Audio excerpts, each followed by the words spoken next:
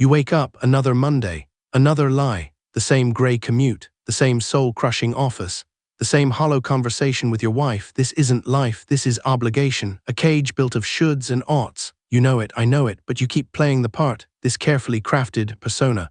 The mask feels heavy, doesn't it? Jung called it the shadow self, the wild beast you chain in the basement of your being. But what happens when the beast breaks free? What if everything you thought was right was just familiar? This isn't about self-help. This is about survival. So the weight of it, the crushing weight of should, it settles on your chest like a tombstone, doesn't it? 62-year-old Arthur in Denver felt it every Monday morning, the familiar dread of another week at the law firm, a place that sucked the life out of him, leaving behind only a bitter residue of resentment. He'd always wanted to write, to craft stories that would outlive him, but the shoulds of a father, a husband, a provider, had buried that dream beneath layers of responsibility and routine. It wasn't a choice.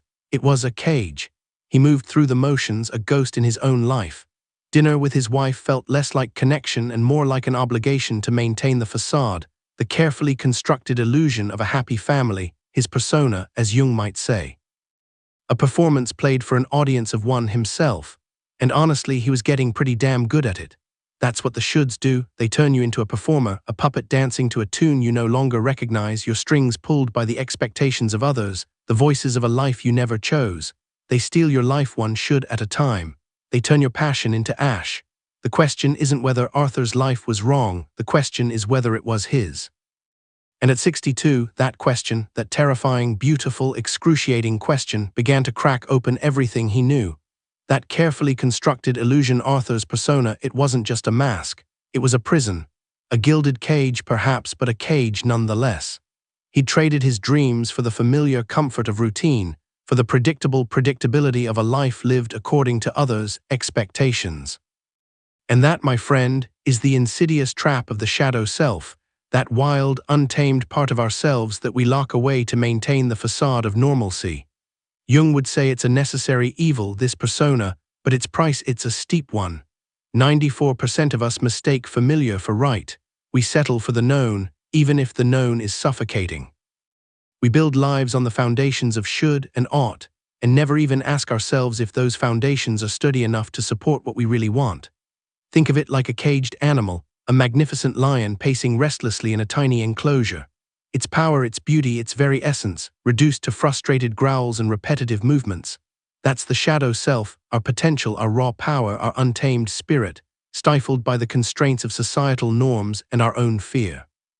72-year-old Evelyn in Charleston, South Carolina, spent her entire life tending to others, neglecting her own dreams of painting landscapes. She excelled at being a wife, mother, friend, always the pillar of her community, always putting others' needs before her own. But inside, a deep well of resentment festered, like a poisonous vine strangling the life from her soul. Her shadow self, her artistic passion, was slowly suffocating, a captive beast gnawing at the bars of her self-imposed prison. Her days became a monotonous blend of duties and responsibilities, each action a reminder of the life she never lived, a canvas left blank, and the silence screamed louder than any protest. It's not a sanctuary, but a self-imposed prison, one we've meticulously constructed from the bricks of should and ought, carefully reinforced with cement of societal expectations and our own self-doubt. This isn't about rebellion, it's about reclaiming your own inherent power. It's about accepting the shadow, understanding the mechanism of projection, pushing our unwanted traits onto others, and beginning the difficult work of integration. The path to wholeness starts with acknowledging the hidden depths within us. It begins by recognizing that the familiar isn't always safe. Sometimes it's the most dangerous cage of all. The journey, of course, is far from easy, but the alternative, a life lived half-heartedly, a life of quiet desperation, that's a price far too high to pay. What happens when you finally break free? What potential lies dormant, waiting to be unleashed? That, my friend, is what we'll explore next. That familiar comfort, it's a prison. A gilded cage, yes, but still a cage. 78-year-old Evelyn in Charleston, South Carolina, lived a life of quiet desperation, each day a carefully choreographed dance around the edges of her true self. She'd always dreamed of traveling the world, of experiencing cultures far removed from her quiet, predictable existence, But the shoulds of a dutiful wife, a devoted mother, a pillar of her community, had kept her firmly tethered to a life she'd long since outgrown. It wasn't malicious, this self-imposed confinement, it was familiar. And familiarity, my friend, is a deceptive mistress. Jung understood this profoundly. He knew that we often mistake the familiar for the right, the comfortable for the true. We build our lives around routines and roles, around the comforting illusion of control, and in doing so we trap ourselves in a prison of our own making. And the bars, oddly enough, are made of gold. It's not about rejecting responsibility, it's about recognizing the subtle tyranny of the familiar. It's about the subtle, insidious power of habit, the way it masks itself as security, when in reality it's slowly, silently stealing your life. 94% of people, studies show, mistake familiar patterns for what is right. They confuse the comfort of routine with genuine fulfillment. But what if the familiar is merely a carefully crafted illusion, a persona designed to protect us from facing the abyss, the terrifying, exhilarating abyss of our true selves? Evelyn's life wasn't wrong, it was backward. She moved through her days like a sleepwalker, a ghost inhabiting a body that craved adventure, a spirit yearning to break free from the comfortable prison of her routine. Her carefully constructed life wasn't a testament to her strength, it was a monument to her fear, a fear of stepping outside the familiar, a fear of confronting the unknown. The question isn't whether she should have stayed, it's whether she's willing to face the cost of staying blind, the cost of living a lie. That fear, the icy grip of the unknown, it's a chilling thing, isn't it? The familiar, even if suffocating, feels safe. It's a known prison, but at least you know the bars. Step outside and the darkness yawns. 94% of people mistake familiar for right. A staggering statistic, really, but one that rings painfully true. Carl Jung called it the shadow self, the part of us we hide from the wild beast we chain in the basement. But the beast is always there, scratching at the walls, waiting. 82-year-old Marcus in Boise, Idaho, spent his life as a respected surgeon, his days meticulously planned, his evenings spent in quiet, predictable solitude. He was a success, wasn't he? By all accounts, a pillar of his community. But underneath the polished exterior, a gnawing emptiness festered, a hunger for something more, something wilder. The yearning was a constant hum beneath the surface, a quiet scream he couldn't ignore.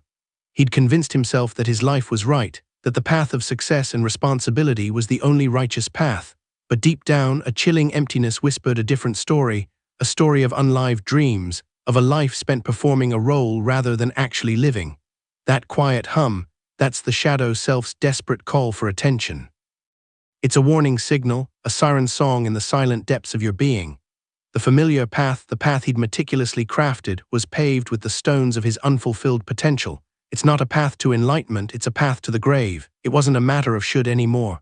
It was a question of survival. The abyss calls and it's time to listen. The abyss, it isn't empty, it's full. Full of the potential you've buried, the dreams you've silenced, the life you've denied yourself. 94% of men, 94%, mistake the familiar for the right. They mistake the cage for home. And who can blame them? It's easier, safer, more comfortable. But comfort is a liar, a seductive whisper that promises peace but delivers only a slow, agonizing death of the spirit. 85-year-old Thomas in Seattle, he knew this in his bones. He chose the familiar, the predictable, the safe, and it left him hollow, emptier than the vast, unforgiving ocean. He hadn't failed, he'd simply complied. He'd played the role society expected, and in doing so he'd become a ghost in his own story. He'd traded authenticity for acceptance, and the price was steep. This isn't about breaking free from some external force. This is about breaking free from yourself, from the self you've constructed, the self that keeps you chained to the familiar. It's about confronting the shadow, the wild, untamed parts of you that society told you to suppress. The anger, the fear, the yearning, it's all there, simmering beneath the surface of your carefully crafted persona. You're not broken, you were never taught the truth. You were taught to conform, to obey, to silence your soul. And the silence, it's deafening, isn't it? The weight of it, the burden of a life unlived. The crushing reality of a potential unrealized. You stand at a fork in the road. One path leads back to the familiar, the comfortable prison of your routine. The other leads into the darkness, the unknown, but it also leads to yourself, the real you, the authentic you, the powerful you. This isn't about escaping the pain, it's about embracing the power that lies within the pain, the power to choose differently, to choose yourself. The pain you feel now, that's the echo of a life unlived. but it's also the fuel, the raw, untamed energy that will propel you toward a life truly lived. It's the birth cry of your authentic self. The whisper of your true power. Listen.